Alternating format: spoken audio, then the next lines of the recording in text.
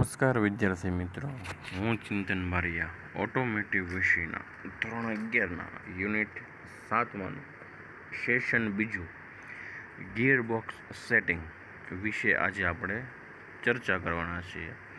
ગિયરબોક્સનું setting કઈ રીતના કરવાનું છે, તે કામ કઈ રીતના કરે છે, એ વિશે આપણે અહીંયા અભ્યાસ કરવાનો છે. જે ગિયરબોક્સ છે એના ઉપયોગ વિશે વાત કરીએ આપણે, તો આપણે અલગ અલગ લોડ પ્રમાણે અલગ અલગ ગતિ મેળવવા માટે આપણે 4 વ્હીલર અથવા 2 વ્હીલરમાં ગિયર બોક્સનો ઉપયોગ કરતા હોઈએ છીએ.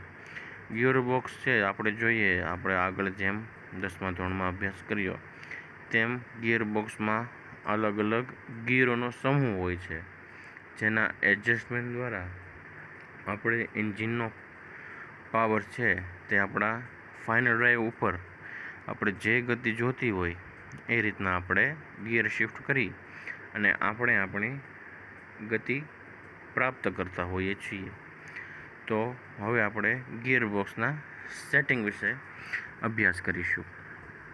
જે આપણે આ આકૃતિમાં દેખાય છે એ આપણે જે 4 વ્હીલ આવે તેમાં ગિયરનું આ હેન્ડલ છે, એટલે કે ગિયર શિફ્ટિંગ હેન્ડલ કહેવામાં આવે છે.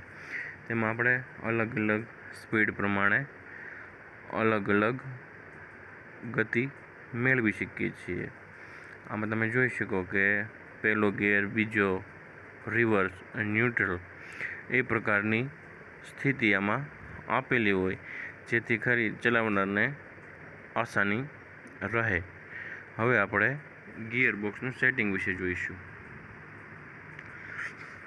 તો ગિયર સરળ રીતે બદલાવવા માટે નિયમિતપણે ગિયરના જોડાણને ઊંજણ કરવું જરૂરી છે.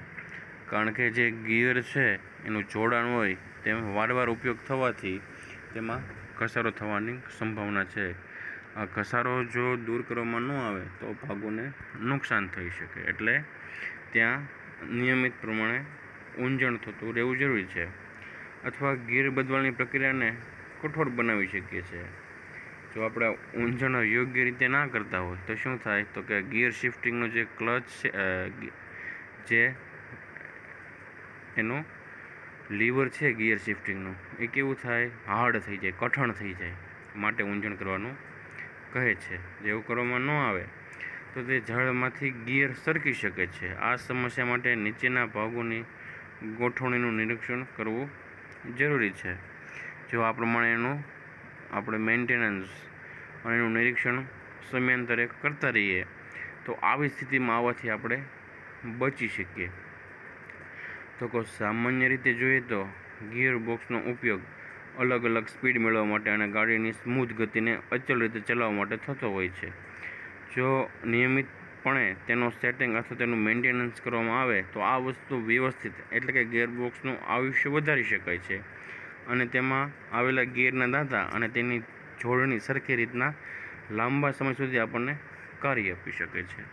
જેનો વ્યવસ્થિત ઉપયોગ કરવો હોય તો વ્યવસ્થિત મેન્ટેનન્સ કરવું આવશ્યક છે. જો એ વસ્તુ ના થાય તો વસ્તુ જલ્દી બગડી જાય અથવા વ્યવસ્થિત કામ ન આપે ને એનું આયુષ્ય કેવું હોય, ટૂંકું રહે છે.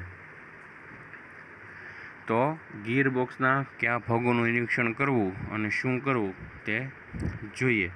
તો તેમાં સૌથી પહેલું છે ગિયર રોડ સાથે ગિયર લીવર.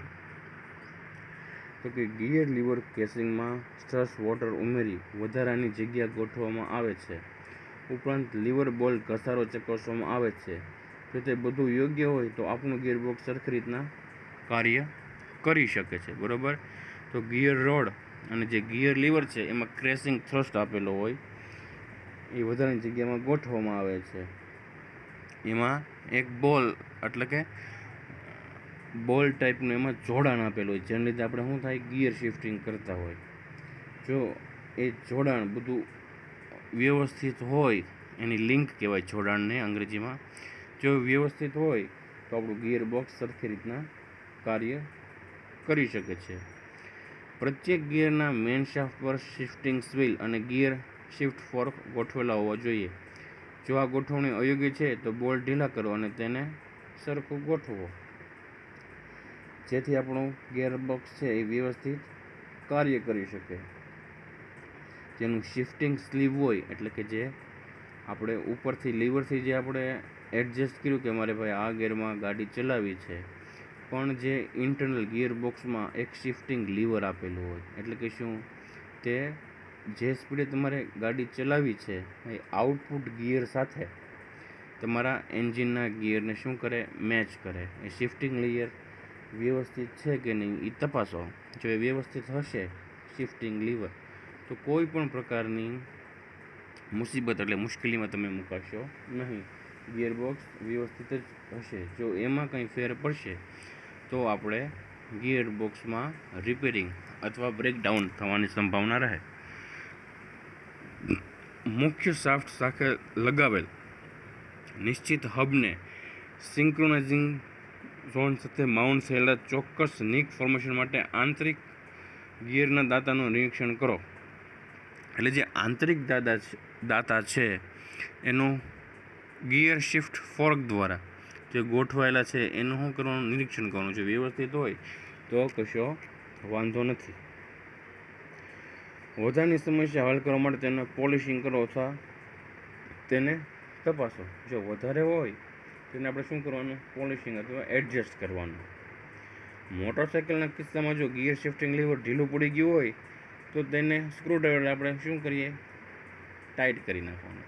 ટુ વ્હીલર હોય એમાં શું થાય કે ગિયર શિફ્ટિંગ લીવર ઢીલું પડી ગયું તો આપણે શું કરીશું, એને સ્ક્રૂડ્રાઈવર વડે તેને ટાઈટ કરીશું.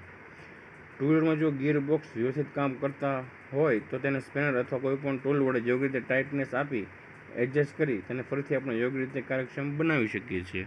એટલે કે જેમાં ટુ વ્હીલનો જે કિસ્સો આપ્યો, જો એનું શિફ્ટિંગ લીવર ઢીલું પડી ગયું હોય તો આપણે શું કરીએ, એને નટ બોલ્ટ કસીને આપણે શું કરીશું, એને એડજસ્ટ કરી શકીએ. આ રીતે આપણે ગિયર બોક્સનું સેટિંગ કરી શકીએ. હવે છે ગિયર બોક્સનું સર્વિસિંગ પછી તપાસ કરવાના મુદ્દા. એટલે કે આપણે શું કર્યું, એનું સર્વિસિંગ તો કરી નાખ્યું છે. હવે આ વસ્તુ થયા પછી આપણું ગિયર બોક્સ વ્યવસ્થિત કાર્ય કરે છે કે નહીં એ તપાસવાના મુદ્દા છે. તો કે ગિયર બોક્સનું સર્વિસિંગ થયા પછી નીચે આપેલા મુદ્દાઓને અનુસરવા, જેથી કરીને આપણને ખ્યાલ આવે કે યોગ્ય રીતના ગિયર બોક્સ કામ કરે છે કે નહીં. આ જે સ્ટેપ આપ્યા છે એ પ્રમાણે આપણે ચેક કરવું, એટલે ચેકલિસ્ટ જોઈ લેવું, જેથી કરીને આપણને ખ્યાલ આવે કે આપણું ગિયર બોક્સ છે એ સેટિંગ કર્યા પછી કેવું છે, વ્યવસ્થિત છે કે નહીં. ગિયર સરળતાથી 1 થી 5 અને રિવર્સ યોગ્ય રીતે ગતિ અને અવરોધ સાથે થાય છે કે નહીં તે તપાસ કરો. હવે સેટિંગ કર્યા પછી આપણે ફોર વ્હીલરમાં એક સાથે 5 ગિયર તપાસી લેવા ગાડી ચલાવીને, અથવા રિવર્સ લઈને પણ જોઈ લેવું કે સેટિંગ બરોબર છે કે નહીં. જો હજી તમે એમાં વ્યવસ્થિત લાગતું ન હોય તો ફરી તેનું સેટિંગ કરવાનું રહે છે. એન્જિનમાં જો ઉત્પન્ન થયેલો પાવર ગિયરબોક્સ મારફતે આપણને ફાઇનલ ડ્રાઈવ સુધી સ્મૂથ રીતે પાકો અને સળી રીતે પહોંચતો હોવો જોઈએ. તેમાં કોઈ પણ અવરોધ આવવો જોઈએ નહીં. એક વસ્તુ તો ફાઇનલ છે કે આપણે ગમે એટલું સેટિંગ કરી લઈએ, પણ જે એન્જિનમાં ઉત્પન્ન થતો પાવર છે એ ગિયરબોક્સ દ્વારા આપણી ફાઇનલ ડ્રાઈવને પૂરતો મળે છે, અને આપણી ડ્રાઈવ એટલે કે આપણું વાહન વ્યવસ્થિત ચાલે છે કે નહીં કોઈ પણ અવરોધ વગર એ ચકાસવું મુખ્ય વસ્તુ છે. આને આધારે જ આપણે સેટિંગ વ્યવસ્થિત કર્યું છે કે નહીં એ આપણે માલુમ કરી શકીએ. તો આ રીતે આપણે ફોર વ્હીલર અને ટુ વ્હીલરમાં ગિયર બોક્સનું સેટિંગ કરી શકીએ છીએ.